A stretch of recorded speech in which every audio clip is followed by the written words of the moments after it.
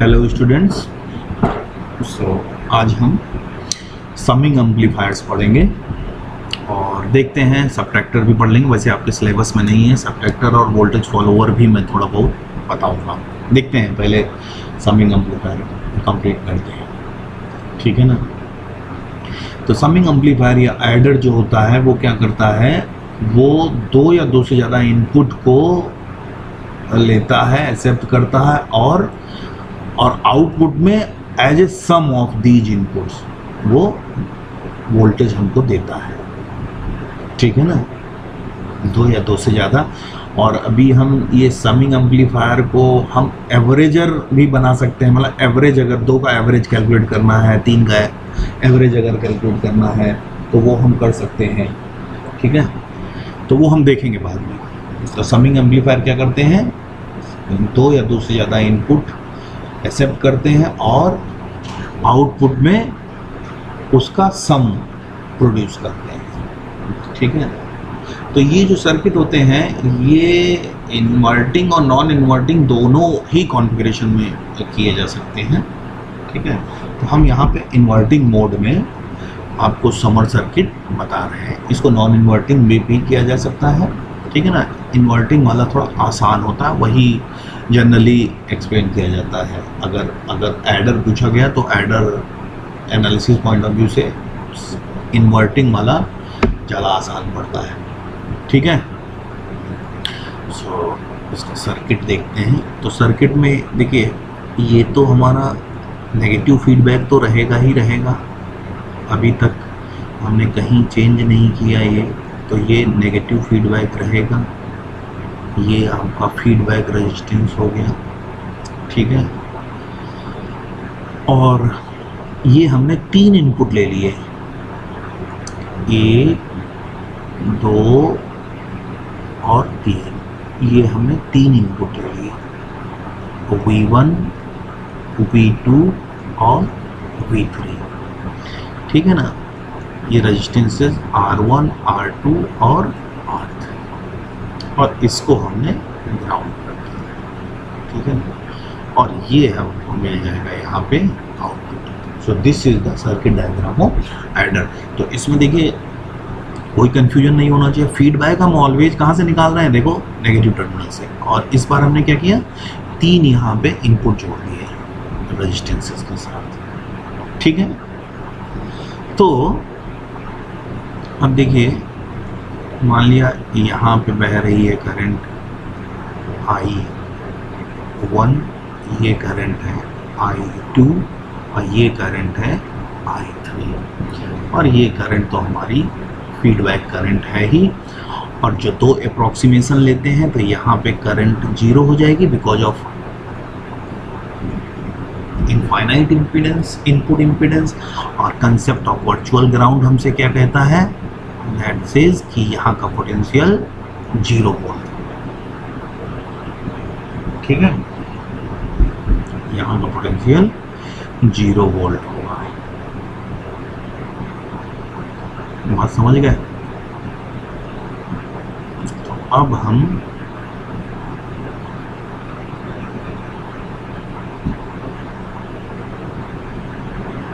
इसका आउटपुट का expression find करेंगे। तो देखिए यहाँ पे हम बहुत क्लियरली लिख सकते हैं कि अगर हम इस पॉइंट पे KCL लिख दें, ये मान लो पॉइंट A है, तो KCL एट A, KCL लिख देंगे तो जाहिर सी बात है ये जो I1 है और I2 है और I3 है, that is equal to IF, ठीक है। तो I1 क्या होगा, तो V1 minus 0 upon R1, similarly V2 minus 0 upon R2, and I3 will be V3 minus 0 upon RDF। IF क्या होगा, 0 माइनस V0 अपॉन RF। ये क्लियर हो गया भाई, ठीक है। सो अब हम क्या करते हैं, अब अगर इन रेजिस्टेंसेस का वैल्यू समझिए जरा, अगर हम इफ R1, R2 और R3 को हम सेम ले लेते हैं, इक्वल ले लेते हैं, तो आउटपुट क्या आएगा हमारा, minus RF upon R V1 plus V2 plus V3, that is required expression. ये बात समझ में आई? तो यहाँ पे आप देख रहे होंगे कि इस एक्सप्रेशन में जो आउटपुट वोल्टेज है that is equal to sum of negative sum of all inputs times of gain, मतलब गेन भी उसमें है, RF अपॉन R का गेन भी है, तो output is what, negative of RF upon R times of sum of input all input. अब अगर देखिए यही एडर हमको मान लो विद यूनिटी गेन बनाना है, एडर विद यूनिटी गेन, तो हम क्या करेंगे, तो हम RF को भी R के इक्वल कर देंगे, तो हमको आउटपुट क्या मिल जाएगा, तो V1 plus V2 plus V3, ठीक है ना। तो जब मतलब सारे रेजिस्टेंसेस सेम होंगे इस कॉन्फ़िगरेशन में, तो उस समय जो आउटपुट होगा वो इनपुट का सम होगा। बात समझ गए? अब देखिए, अभी अगर मान लो हमको एवरेजर बनाना है, एवरेजर सर्किट क्या होते हैं समझिए जरा।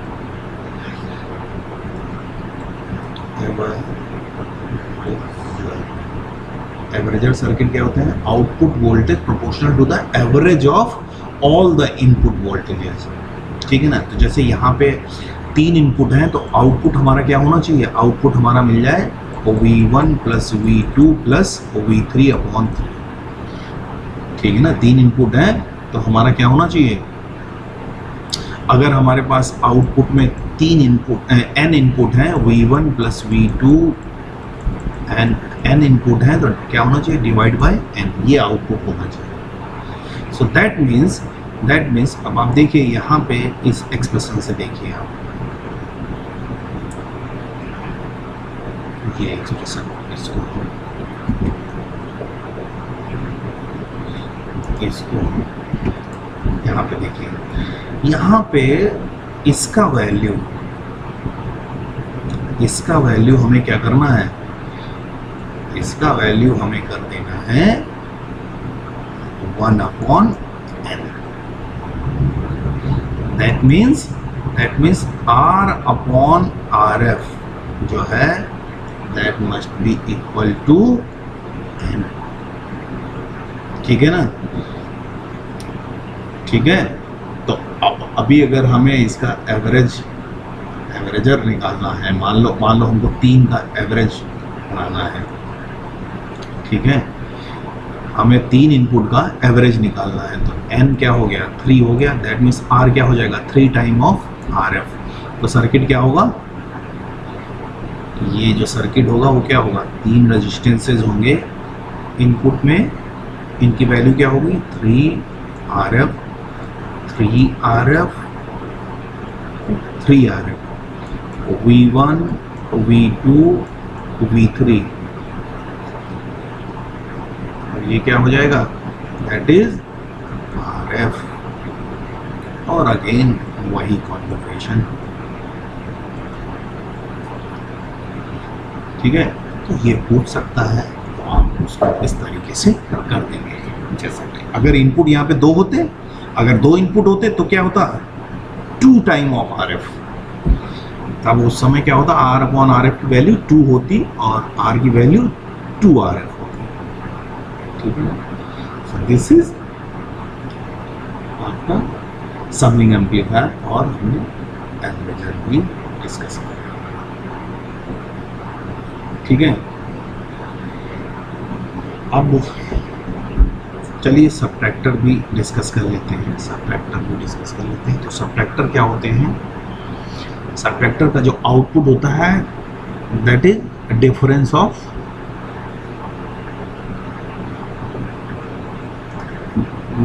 Inputs, that is difference of input. तो इसका सर्किट डायग्राम देखते हैं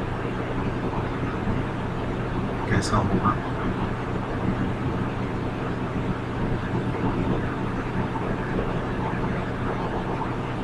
ये तो है इसका सर्किट डायग्राम, पहले देखिए, नेगेटिव फीडबैक होगा ही।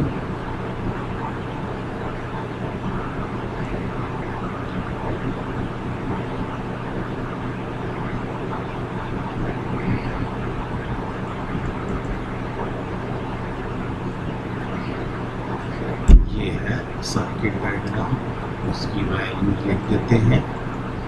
ये आपका है R1 और ये है R2, ठीक है। और ये आपके ऊपर है V2 और V1, और ये है आपका सबट्रैक्टर सर्किट, ठीक है। तो अब देखिए यहाँ पे वर्चुअल ग्राउंड के कंसेप्ट से यहाँ का वोल्टेज, ये जो मान लो ये A पॉइंट है और ये B पॉइंट है, तो वर्चुअल ग्राउंड का कंसेप्ट क्या कहता है? Concept says that VA must be equal to VB। तो पहला कहते हैं ये अप्रोक्सीमेशन है, और दूसरा अप्रोक्सीमेशन हमारा क्या है कि ये जो करंट है ये करंट 0, ठीक है, 0 एम्पियर जो हमने रेड से शो किया है, ठीक है। अब यहाँ पे चलते हैं, तो पहले तो हम क्या करें, पहले हम यहाँ का वोल्टेज फाइंड कर लें, VB। तो VB आप देख रहे हैं कि VB सिंपल वोल्टेज डिवीजन है, ये V1 जो है ये आप देख रहे हैं, ये सिंपल, यहाँ पे अगर इसको सिंप्लीफाई कर लें तो ये बेसिकली ये सर्किट है, R2 R1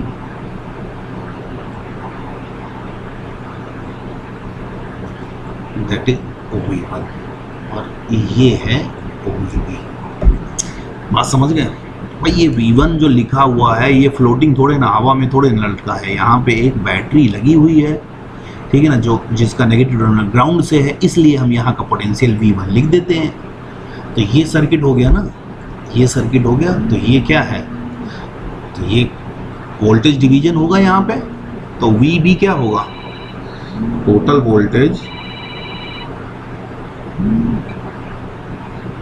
वोल्टेज जो होगा वो क्या होगा, V1 into R2 upon R1 plus R2, ये वोल्टेज डिवीजन होगा, दैट इज VB, ठीक है। ये हो गया आपका VB। अब देखिए, तो अब हम यहाँ पे ये जो करंट है, इनपुट करंट है, यही करंट फीडबैक रजिस्टर में फ्लो हो रही है। तो KCL again, KCL at A पर KCL लगा देंगे, तो I इक्वल टू IF हो जाएगी। इसको हम ऐसा करते हैं, थोड़ा छोटा कर लेते हैं।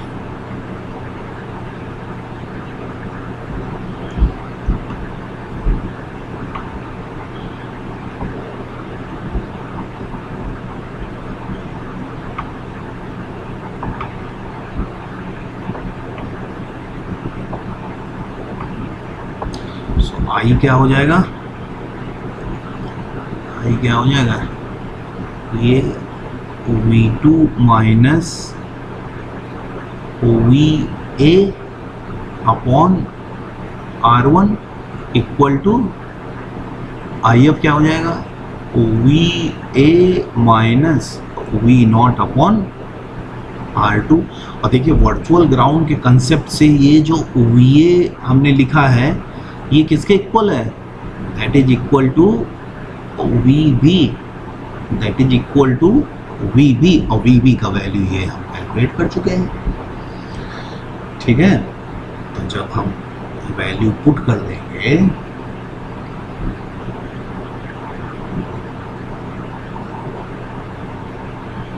तो पहले तो हम इसके साथ ही इसको हम सॉल्व कर लेते हैं। V2 और VB और VO, तो ये सॉरी ब्लैक ही कलर करते हैं। VO अपॉन R2 को इधर ले आए। अब ये VB upon R2 plus VB upon R1 minus V2 upon R1, ये आ गया। ठीक है, अब हम VB का वैल्यू रख देंगे। तो VB का वैल्यू रखेंगे तो क्या आएगा, V1 R2 upon R1 plus R2 upon R2 plus V1 R2 upon R1 plus R2 upon R1 minus V2 upon R1। ठीक है, देखिए हमने क्या किया, हमने पूरी की पूरी ये VB की वैल्यू यहाँ पे पुट कर दी, इसमें कोई कंफ्यूजन नहीं होना चाहिए। ठीक है, तो अब देखिए कुछ कट सकता है, ये कटा, ये कटा, ये नहीं नहीं नहीं नहीं, ये नहीं कटा। ठीक है, ये R2 कट गया, तो ये आ गया V1 upon R1 plus R2 plus V1 upon R1